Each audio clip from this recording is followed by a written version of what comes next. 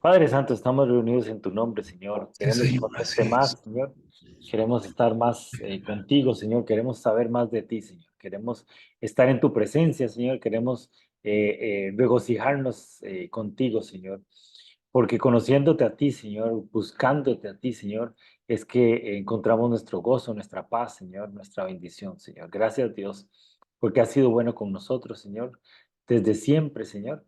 Y porque nos has, buscado, nos has guiado, nos has atraído con tus lazos de amor para que caigamos en tus brazos, Señor.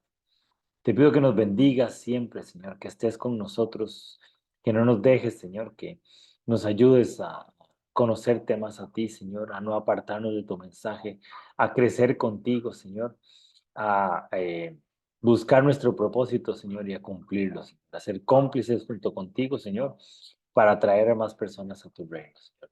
Bendícenos, cuídanos, protégenos siempre, Señor. Llévanos siempre por un buen camino de la fe, Señor. Que no nos alejemos ni a izquierda ni a derecha, Señor, sino que nos mantengamos firmes en el conocimiento tuyo, Señor, firmes en tu palabra, Señor, firmes en buscar lo bueno, Señor, y hacer lo bueno, Señor. Que nuestra vida sea santificada para ti, Señor. Gracias, Dios, por los que estamos aquí reunidos y los que van a ver este estudio eh, en la grabación, Señor. Te pido que sigas impactando sus vidas, Señor, que sigas creciendo con ellos, Señor, que sigas ampliando, Señor, nuestro conocimiento para que nos acerquemos más a ti, Señor. Y te damos gracias, Señor, por este espacio, Señor. Te damos gracias porque podemos crecer en tu conocimiento y porque podemos crecer en tu palabra, Señor. Bendice nuestra reunión, Señor. Bendice nuestras vidas, Señor, y bendice nuestra noche. En nombre de Cristo Jesús. Amén. Y amén. Qué bueno que estamos y que después de este tiempo que hemos tenido de, de estudio, de análisis, de regocijo, podamos estar otra vez en el estudio que hemos estado llevando. Hemos estado viendo lo que es el fruto del Espíritu Santo y cómo el fruto del Espíritu Santo se va relacionando con otros temas para ir creciendo y conociendo un poco más de de lo que vamos aprendiendo con respecto a lo que es el fruto del Espíritu Santo. Y ese ha sido como el estudio que hemos, a nivel macro, que hemos hecho sobre crónicas. El libro de crónicas, el primer libro de crónicas y el segundo libro de crónicas, es como una reinterpretación de lo que eran todos los libros históricos de la Biblia. De hecho, es el último libro histórico de la Biblia y después empiezan otros libros sapiensales. Entonces, el libro de Crónicas es como un resumen. Entonces, hablar sobre un tema específico en el libro de Crónicas es como que volver a hablar sobre temas que ya hemos estado hablando, que siempre son interesantes. Por ejemplo, la historia de David, la historia de Salomón, la historia de todos los reyes. Es súper interesante para aprender y crecer, pero no quería volver a trabajar sobre ese tema, sino quería que habláramos sobre cómo el fruto del Espíritu Santo lo empezamos a ver reflejado en diferentes formas, en diferentes lugares dentro de la historia bíblica. Y este tema, les cuento, y ahora estaba comentándolo con Kenia, este tema eh, da para mucho, trae muchas cosas y hay que trabajarlo con cautela, especialmente porque socialmente es un tema muy manoseado y es un tema que la gente como que no le gusta hablar mucho sobre eso, y es la parte del dinero. Entonces, el Señor lo que me puso el día de hoy es el gozo y el dinero. Entonces yo decía, bueno, vamos a ver sobre qué nos va a hablar el Señor con respecto a eso. Este, porque definitivamente son dos conceptos que socialmente se han juntado mucho, pero de una manera, siento yo, negativa, y que nos alejan un poco de la realidad bíblica. Pero definitivamente todas las áreas de nuestra vida están administradas por Dios y están de alguna manera impactadas por Dios. Muchas veces la gente piensa que, ok, el domingo voy a la iglesia, recibo de Dios y después pongo eso en una gavetica y sigo mi vida completamente diferente, ¿verdad? Y no, la vida de un cristiano no es lo que pasa en el domingo en la iglesia o en el estudio bíblico o en su tiempo de oración. No, es a lo largo de su vida, de la relación que uno tiene con Dios. Y definitivamente entonces esa relación impacta todas las áreas de nuestra vida. Tenemos una amiga que dice, a mí me encanta porque yo voy y entro al centro comercial y le digo, Dios, necesito un campito y ojalá que sea un campito cerca de la entrada y que en ese momento siempre va saliendo un carro y ella puede entrar cerca de la entrada. Entonces tenemos otro amigo que decía, no hombre, pero Dios no se mete en esas tonteras.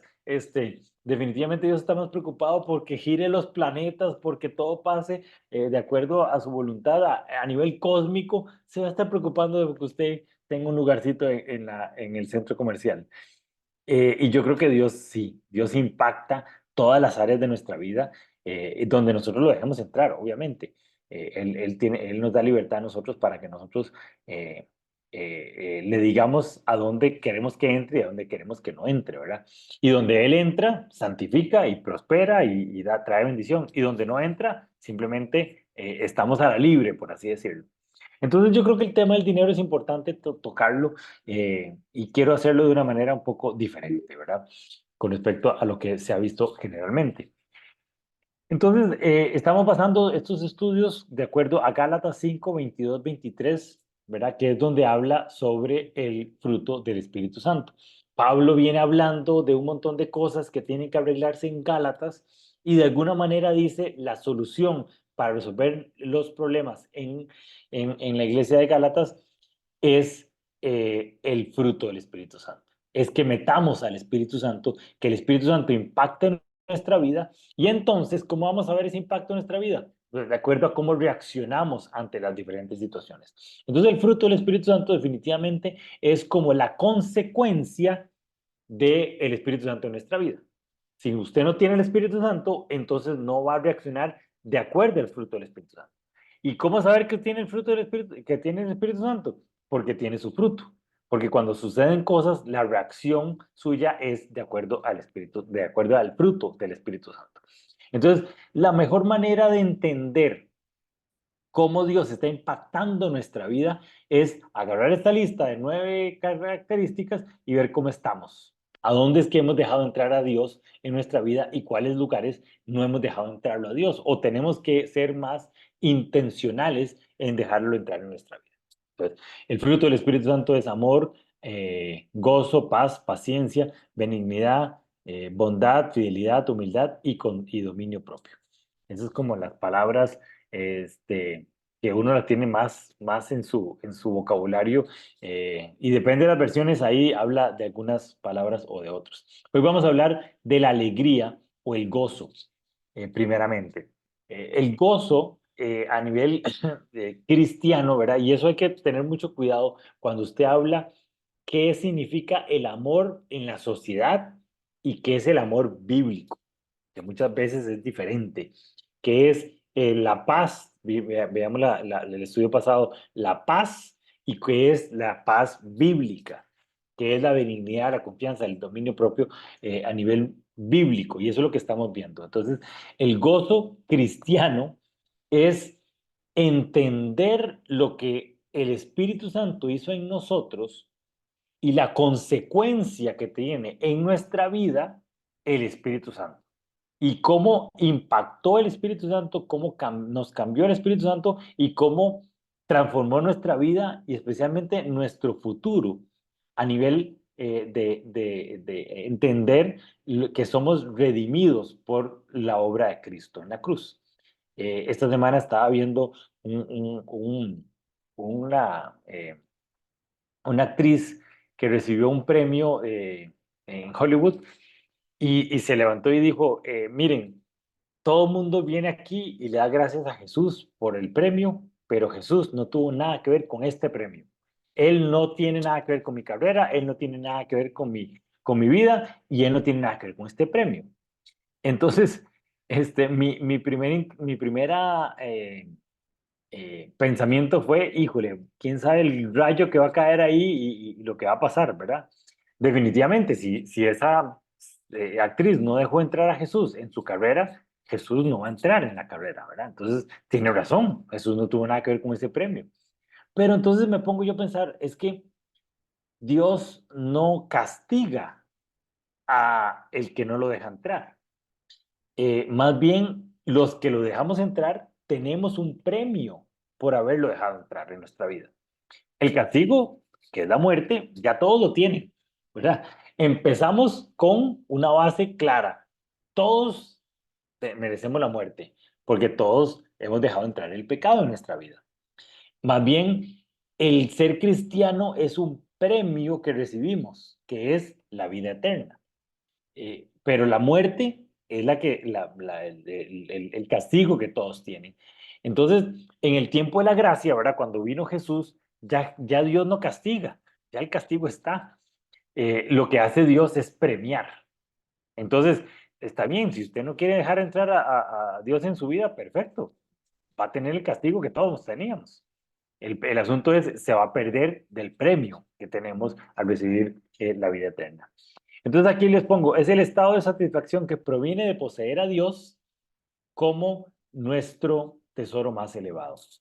Es el gozo, está en entender que venía, que nuestro destino era la muerte y ahora tenemos vida eterna. Entonces el gozo, como todo el fruto del Espíritu Santo, no depende de las circunstancias, porque somos redimidos, estamos siendo redimidos, ya Cristo nos redimió, sin importar lo que estamos pasando y lo que nos va a pasar, ¿verdad? Ya entendemos que ya recibimos el regalo. Y entonces en ese sentimiento y en ese conocimiento de recibir ese regalo es que nuestra vida vive en gozo y alegría.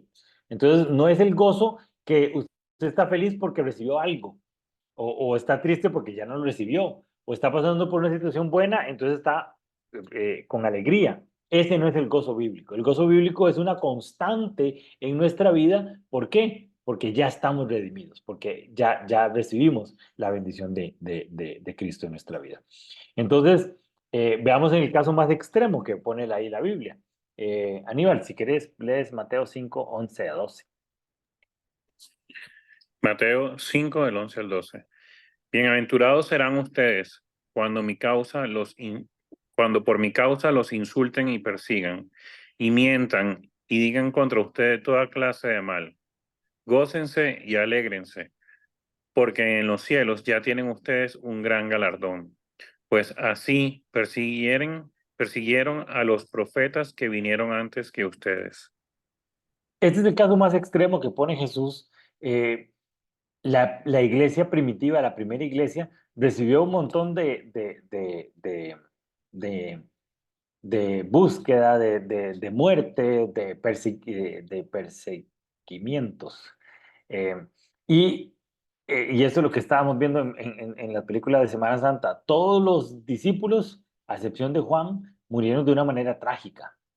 Eh, Estaba viendo cuando llega Jesús, se les aparece resucitado y está Pedro pescando, y entonces Pedro sale como loco y está feliz por recibir a Jesús, y Jesús le dice, Pedro, después de todo el proceso que hace con Pedro, le dice, Pedro, este, usted va a morir de una manera muy fea, usted va a vivir, va a sufrir por mi causa, pero sea feliz por eso, ¿verdad?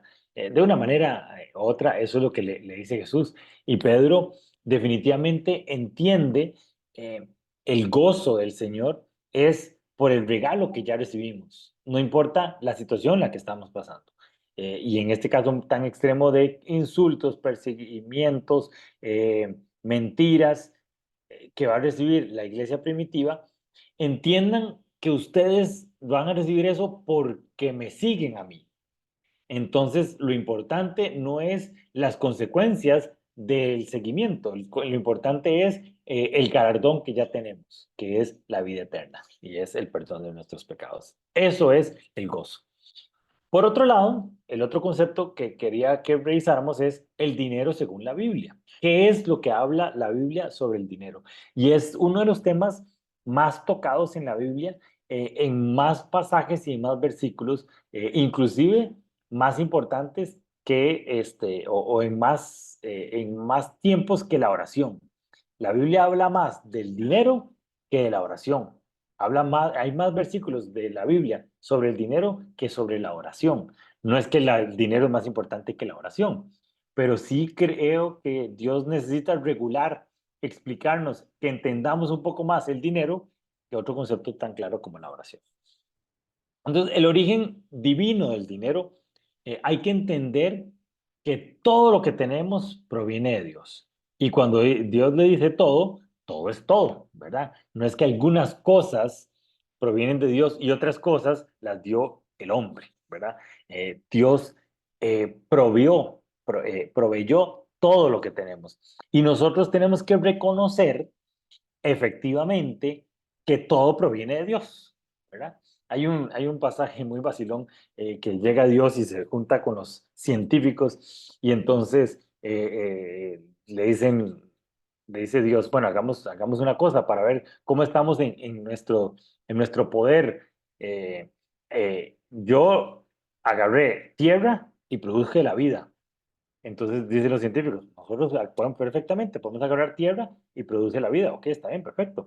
Y entonces los científicos empiezan a almacenar un poco de tierra y Dios le dice, no, no, no, un momentico, yo hice la tierra, usted tiene que ver cómo hace su tierra para poder hacer la vida, ¿verdad? Entonces, entender que todos los recursos que tenemos aquí en la tierra provienen de Dios.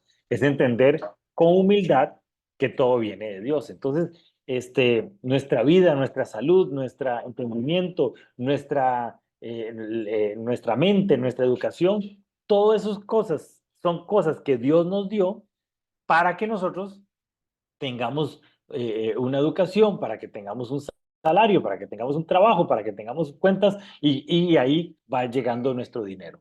Pero entonces, si nosotros creemos que por mis recursos fue que yo logré obtener el dinero, entonces estamos perdiendo de la perspectiva de que esos recursos nos los dio Dios. Y entonces no es tan cierto que yo me gané el dinero. No, Dios me dio los recursos para que yo me ganara ese dinero. Entonces hay que entender bien claro ese concepto bíblico. Don Álvaro, está en mute ahí para que, si puede quitar el mute y leer Romanos 11:36. Romanos 11:36. Pues todas las cosas provienen de Él y existen por su poder y son para su gloria. A Él sea toda la gloria por siempre. Amén. Definitivamente, esta tierra, todo lo que, todos los recursos de esta tierra son para la gloria de Dios. Entender que todo lo hizo Dios es entender el tipo de padre que tenemos y entender que todo está hecho para que glorifiquen a Dios, para que glorifiquemos a Dios. Y el dinero no se queda atrás, ¿verdad? Que cuando dice, pues todas las cosas provienen de Él, todo es todo.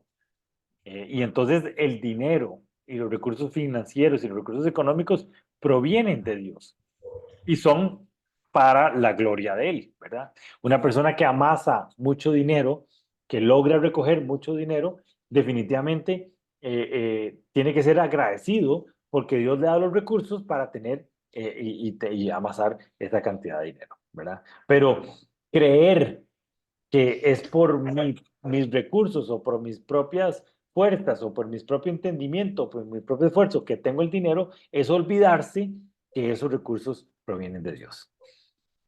Después la Biblia habla muy claro, y creo que es de los temas más importantes para la Biblia, es evitar el amor al dinero. De los pocos dioses que están en la Biblia, además del Dios verdadero, que tienen nombre, es el amor al dinero, que se llama Mamón. Definitivamente es una fuerza o un entendimiento o una trampa que el enemigo nos pone para alejarnos de Dios. Y entonces el amor al dinero es la raíz de todos los males, es lo que dice la palabra de Dios. Y entonces muchas veces empezamos muy bien en el conocimiento bíblico, Dios nos bendice y nos desviamos totalmente, porque nos perdemos en el principio básico general de los recursos de Dios. Y nos perdemos en el mensaje o en el camino que Dios quiere para nosotros. Tengo un amigo que tiene mucho dinero y él me dice, el dinero saca lo peor de las personas. Y me decía, pero no es solo para mí que tengo dinero, sino hay mucha gente alrededor mío que sabe que yo tengo dinero y saca lo peor de esas personas. Y yo me he quedado sin familia, me he quedado sin amigos, me he quedado sin gente porque me tratan diferente porque tengo dinero. Y entonces el amor al dinero no importa, no es que usted tiene el amor al dinero porque tiene dinero. No, muchas veces la gente que no tiene dinero también tiene ese amor al dinero y añora y entonces trata diferente a una persona que tiene dinero porque cree que la cantidad de dinero es igual al carácter de esa persona y entonces se pierden en el camino. Este, Kenita, si quieres lees ahí primero Timoteo 6:11, 6:10, perdón.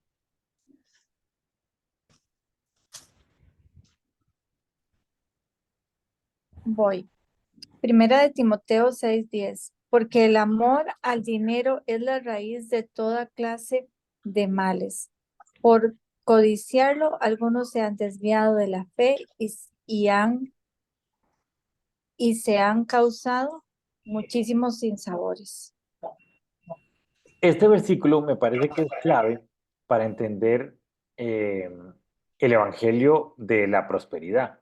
El evangelio de la prosperidad en realidad no es un evangelio como tal, pero muchas iglesias han agarrado una falsa doctrina sobre el dinero y entonces se han llamado el evangelio de la prosperidad. Entonces, lo que dice la Biblia, lo que dicen ellos, es que la Biblia indica que todo lo que Dios toca, lo prospera. Y que la prosperidad viene de Dios. Y que nuestro deseo debe ser que todos seamos prosperados. Pero el Evangelio se vuelve la gente se pierde tanto en el amor al dinero dentro del Evangelio que buscan a Dios para obtener la prosperidad y buscan el concepto de la bendición de Dios, pero por la bendición misma. Y entonces se ven casos de perdón, de pastores que llegan y dicen, bueno, Dios me dijo que le va a regalar un carro lujoso, último modelo, a todos los de esta congregación. Entonces digo yo, primero que nada, eso no está en la Biblia. La Biblia no dice que va a regalar carros último modelo a la gente. Que tampoco que Dios va a traer recursos que usted no está necesitando. Dios no despilfarra recursos. Dios no le va a traer eh, lujos o joyas a la gente simplemente por ser cristiano. No, no es el Dios que yo conozco. El Dios que yo conozco no desperdicia recursos, no, eh, eh, no da cosas que las personas no están necesitando o que las personas inclusive pueden perderse eh, eh, eh, por ese amor al dinero. Pero porque el Dios que nosotros tenemos es un Dios que sí le da a usted lo que usted necesita y le da en abundancia lo que usted necesita. Y si usted ocupa muchos recursos económicos para cumplir el propósito que Dios ha hecho en su vida, se los va a dar. Pero por el propósito, no por los recursos económicos en sí. Entonces, si usted no ocupa un carro último modelo, el Señor no se lo va a dar a usted. Porque ¿para qué? ¿Verdad? Dios, ese no es el Dios que tenemos, que da regalos tontos o lujosos simplemente por ostentar. Y entonces eso es el amor al dinero. Inclusive dentro de la iglesia se ve mucho el amor al dinero. Y la gente a veces disfrazan dinero por bendición. Entonces el amor a la bendición. Y al final de cuentas es una bendición económica. O el amor a lo que Dios nos va a dar, al regalo que Dios nos va a dar, y no el amor a Dios. Y cuando nosotros ponemos nuestra mirada en la bendición y no en el Dios de las bendiciones, empezamos a perder y empezamos a desviarnos en la fe, que eso es lo que dice ahí Timoteo. Ahora vamos a seguir hablando un poquito más sobre este tema. Aníbal, si quieres leer Mateo 6:24.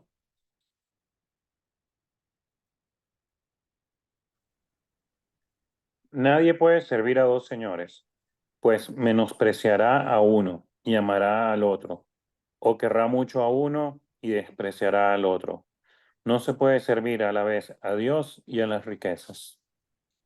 En algunas versiones de ese versículo dice, no se puede servir a la vez a Dios y al rey Mamón, o a Dios Mamón. Este, el, el, el dinero como una avaricia es una espíritu que nos puede desviar de las cosas de Dios. Y entonces, el dinero, el amor al dinero, se vuelve un tema que empieza a competir con Dios. Y entonces por eso es que Dios habla mucho de eso, porque se vuelve una idolatría.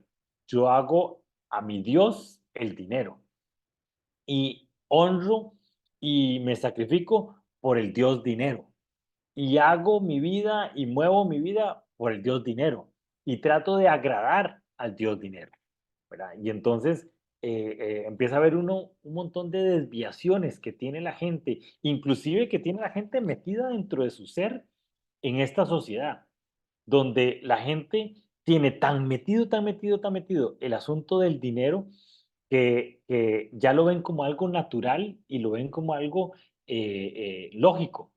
Y entonces empiezan y se pierde totalmente el asunto del dinero. Y entonces empiezan dentro, inclusive de la iglesia, empiezan a buscar el dinero y empiezan a buscar la bendición, ¿verdad? Y entonces hay que tener mucho cuidado porque ese Dios está metido dentro de muchas esferas de la sociedad y está metido definitivamente dentro de la iglesia. Entonces hay que tener bien claro, no perderse dentro del amor a la bendición o al amor al Dios de las bendiciones. Hay que tener mucho cuidado. Y después otro tema que habla la Biblia, que es súper importante, es la administración del dinero. No es que despreciamos el dinero, no es que despilfarramos el dinero, sino la Biblia habla de todos los recursos, de una buena administración de los recursos, una prudente administración de los recursos. Hay un pasaje en la Biblia que no es específico sobre el dinero, pero a mí me encanta. Dice, no sean tan tontos como el que empieza un edificio y no sabe si lo va a terminar.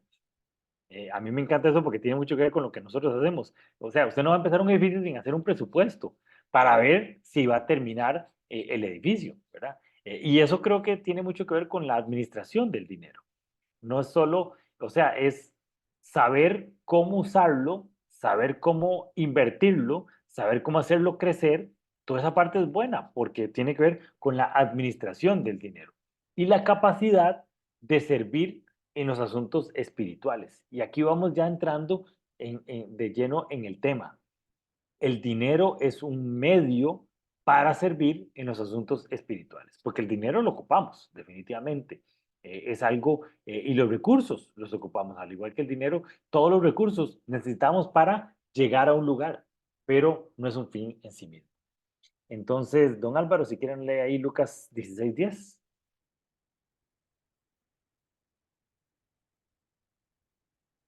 Está muteado, don Álvaro.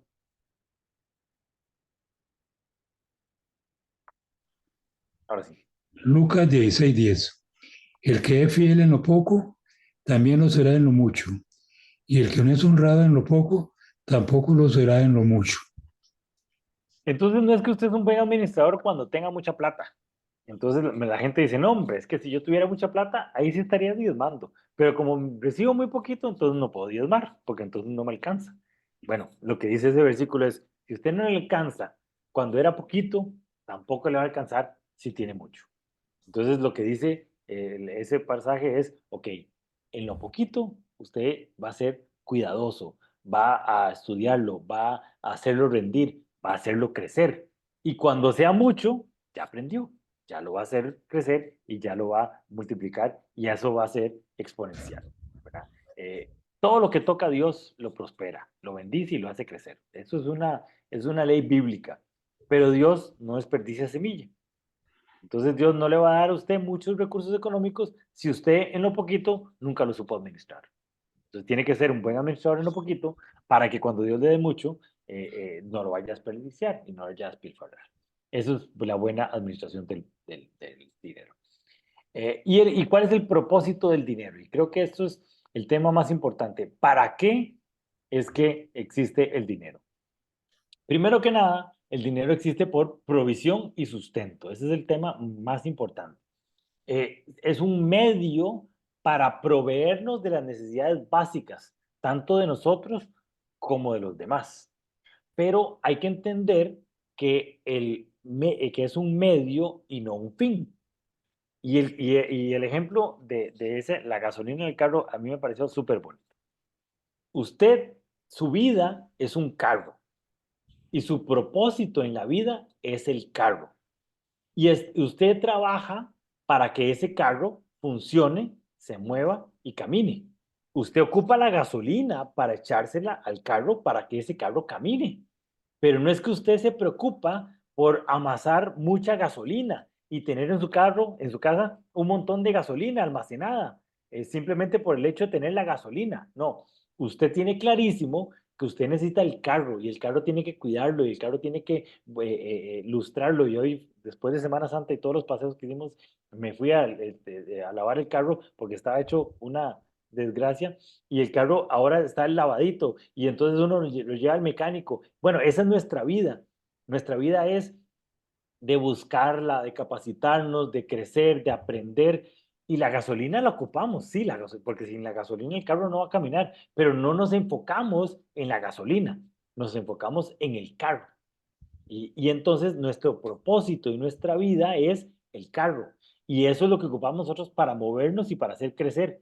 Y la gasolina simplemente es lo que necesitamos, el dinero simplemente lo necesitamos para hacer crecer y para movernos. Definitivamente, cuando uno ve, por ejemplo, las grandes cruzadas y los grandes conciertos y los grandes eventos que logra hacer las iglesias, por ejemplo, estaba viendo una iglesia en Los Ángeles de Dante Gebel, eh, durante todo el año están recogiendo un montón de dinero para todos los años van y en Argentina llenan un estadio completamente gratis para que la gente llegue y conozca de Cristo. Y él dice, ocupamos plata, definitivamente se ocupa plata, porque yo no puedo alquilar el estadio para un evento que le cuesta millones de dólares.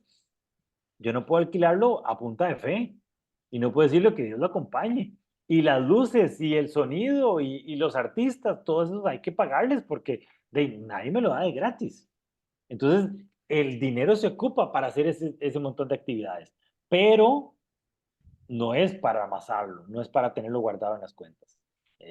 También otro montón de obras que hacen ellos y hace poquito vi que tienen una fundación aquí en Costa Rica, aunque ellos son una iglesia en Los Ángeles, tienen una fundación aquí en Costa Rica que ya la estoy estudiando y analizando para ver cómo hago para acercarme a esa fundación. Igual, donde obtienen muchos recursos en la iglesia ahí en Los Ángeles para hacer obras y esa fue una casa para unos adultos mayores que se les había quemado la casa. Y entonces logran hacer una casa completa y se la regalan a esa familia que de otra manera no pudiera tener una casa.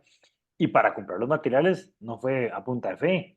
Y para pagarle a los operarios no fue a punta de fe. Simplemente se ocupan todas esas cosas para lograr traer la bendición.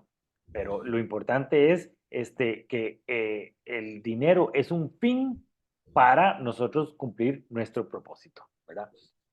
Kenita, si quieres leer 1 Timoteo 5:8.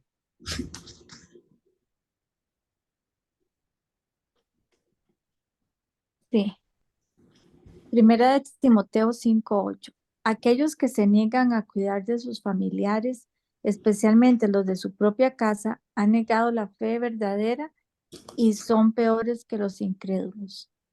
Definitivamente nuestros recursos, nuestro dinero, tenemos que ponerlos al servicio de las demás personas, especialmente los de nuestra propia casa, dice ahí el versículo. Y no seríamos buenos mayordomos si teniendo recursos económicos no los ponemos al cuidado de las personas que lo están necesitando. ¿Okay? Hay un libro que dice que habla sobre el propósito del dinero y dice que el dinero es el termómetro de nuestro carácter. Por eso les puse ahí un termómetro. El dinero se vuelve saca a la luz lo que verdaderamente somos. Es una manera de evaluarnos. Y toda nuestra vida siempre son altibajos, ¿verdad? Ups and downs. ¿Cómo nos comportamos nosotros cuando hay muchos recursos en la casa? ¿Y cómo nos comportamos nosotros cuando no hay muchos recursos en la casa? ¿Y qué es lo que verdaderamente está sacando de nosotros? ¿Qué es lo que decía este amigo mío que tiene mucho dinero? Eh, las personas que están alrededor mío se dan cuenta que yo tengo mucho dinero y saca lo peor de su carácter, ¿verdad? En todas sus manifestaciones. Entonces el dinero definitivamente es un termómetro. Si lo tenemos o no lo tenemos, pero se vuelve un termómetro de nuestro carácter. El otro propósito del dinero es ser mayordomos fieles. Y eh, el ser administradores o ser mayordomos de los recursos que Dios nos ha dado nos camina o nos encamina a eh, lograr el propósito que Dios tiene para nosotros, ¿verdad?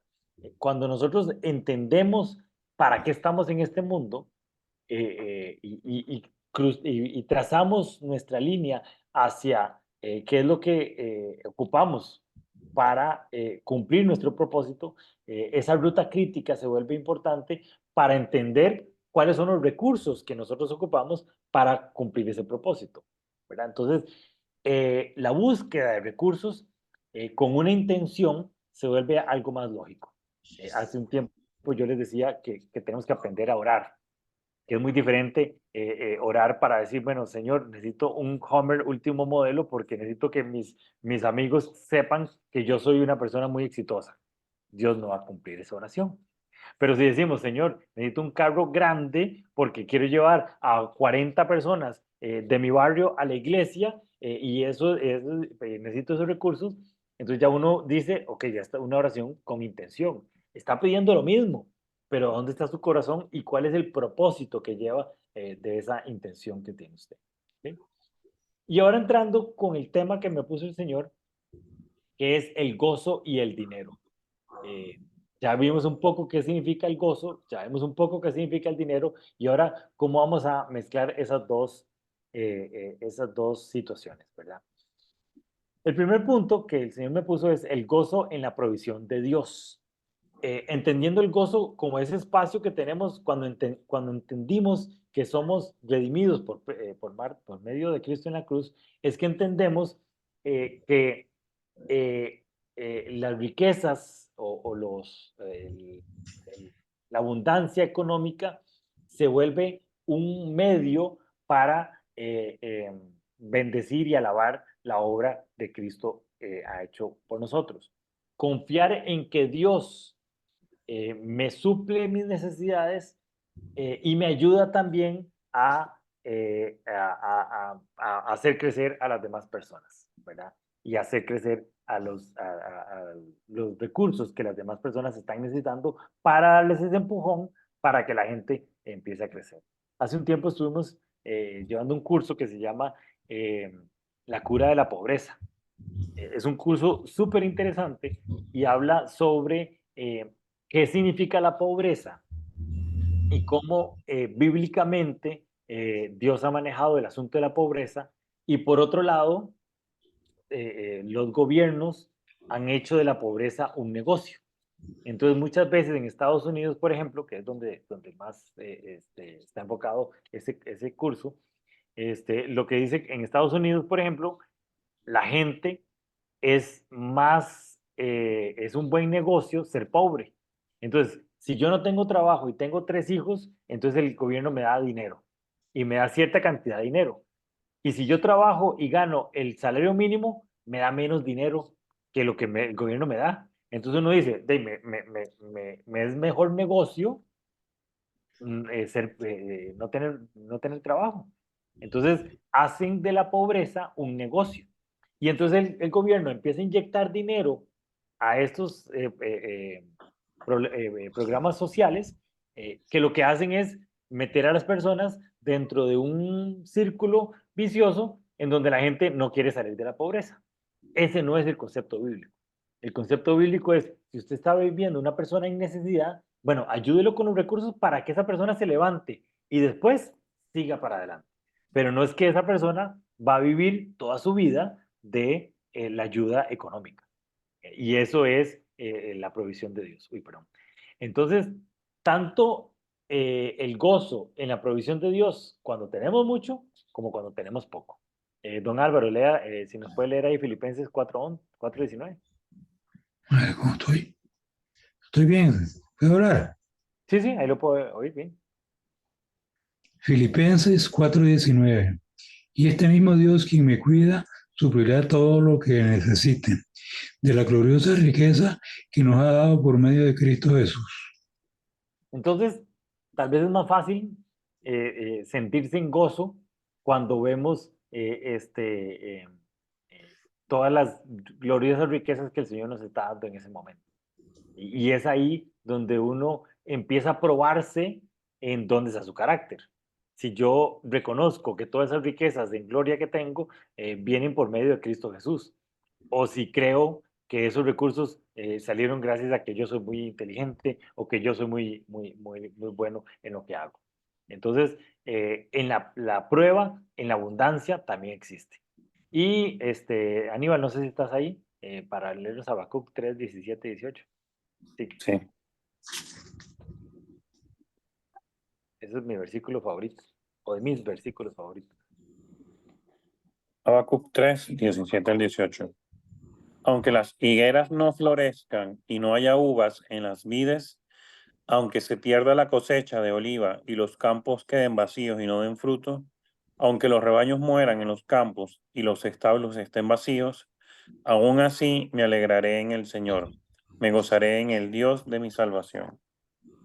Entonces, son las dos partes de la balanza. En el momento de las riquezas económicas, nos sentimos felices porque todo proviene de Dios. Y cuando las higueras no están floreciendo, ahí también me gozo en el Señor porque Él es el que está conmigo. Entonces, el gozo no tiene nada que ver con el si tengo mucho o si tengo poco, sino entender que todo lo que tengo proviene de Dios. ¿Ok? El gozo en la generosidad. Ya vimos el gozo en la provisión, que es en lo que yo ocupo, y ahora en lo que ocupan nuestros cercanos, nuestra gente cercana. La Biblia nos enseña que hay más gozo en dar que en recibir. Cuando nosotros compartimos lo que Dios nos da, estamos contribuyendo, estamos siendo buenos testimonios de las cosas que Dios nos da. Perdón, de las personas que somos, por medio de las cosas que Dios nos da. Eh, la iglesia eh, ha vuelto mucho como parte de su trabajo el darle a las personas necesitadas, aunque no es el tema principal de la iglesia. La iglesia no está hecha, no tiene, su fin último no es ayudar a las personas en necesidades económicas, pero es una parte muy importante de lo que hace la iglesia. ¿Por qué? Porque las personas que constituimos en la iglesia somos personas que entendemos que es más gozo dar que recibir. Entonces hay que tener mucho cuidado cuando la gente dice, no, es que la iglesia, ¿para qué hace un edificio grande cuando hay tanta gente que está necesitando alimento? Es que el fin último de la iglesia no es alimentar a las personas. El alimentar a las personas o la generosidad es un tema que fluye a través de el corazón que tenemos nosotros como cristianos, pero no es el fin último de la iglesia. Pero nosotros como cristianos sí entendemos que hay más gozo dar que en recibir. Kenita, si quieres leer Hechos 20:35.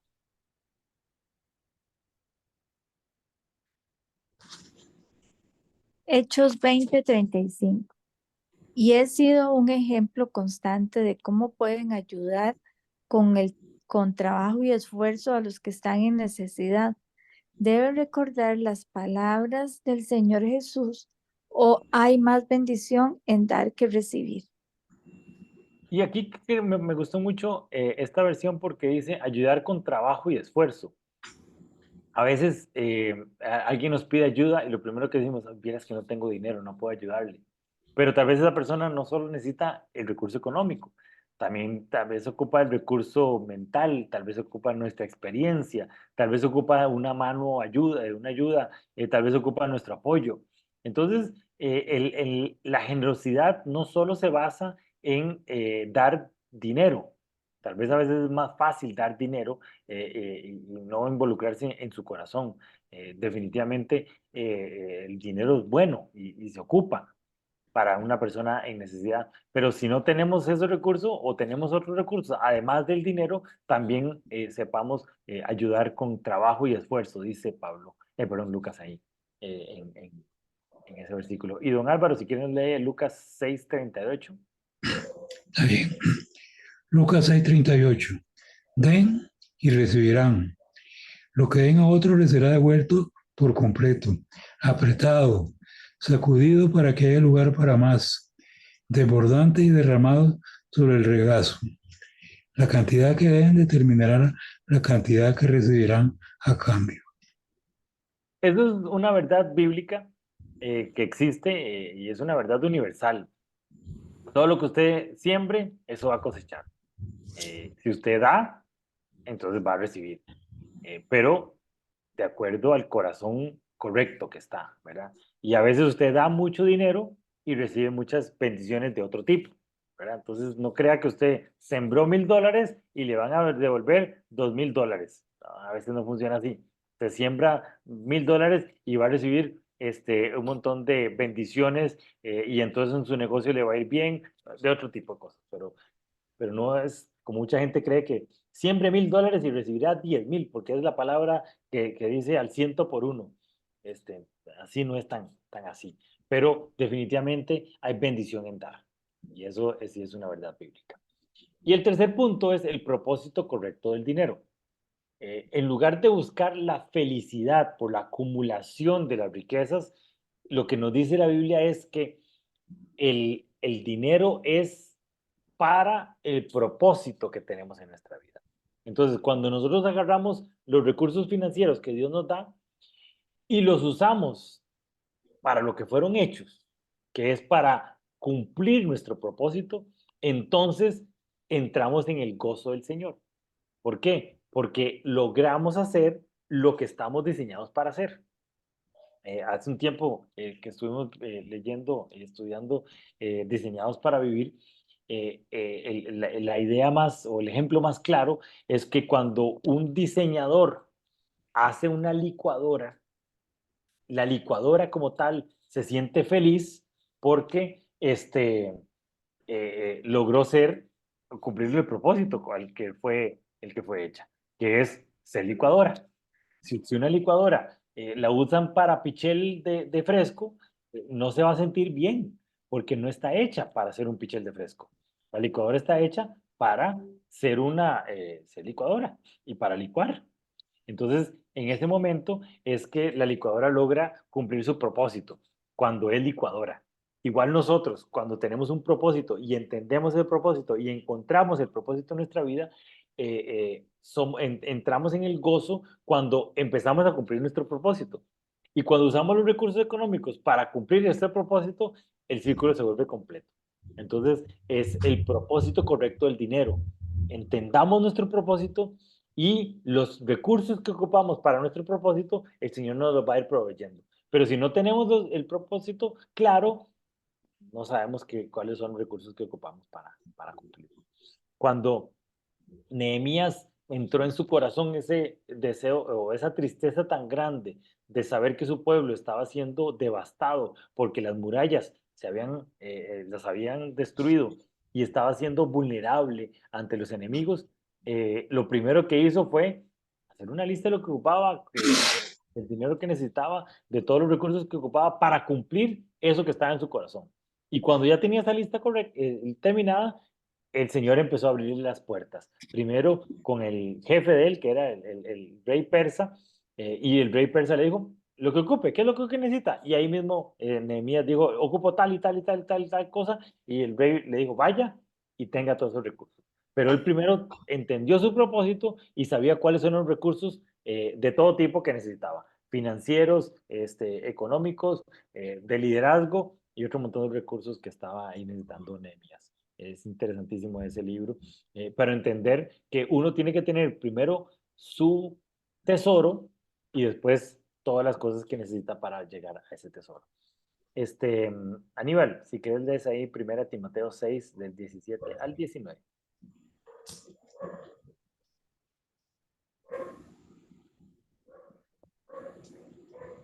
Voy que estoy quitando la imagen. 1 Timoteo 6, del 17 al 19. Enséñales a los ricos de este mundo que no sean orgullosos ni que confíen en su dinero, el cual es tan inestable. Deberían depositar su confianza en Dios, quien nos da en abundancia todo lo que necesitamos para que lo disfrutemos. Diles que usen su dinero para hacer el bien. Deberían ser ricos en buenas acciones, generosos con los que pasan necesidad y estar siempre dispuestos a compartir con otros. De esta manera, al hacer esto, acumularán su tesoro como un buen fundamento para el futuro, a fin de poder experimentar lo que es la vida verdadera.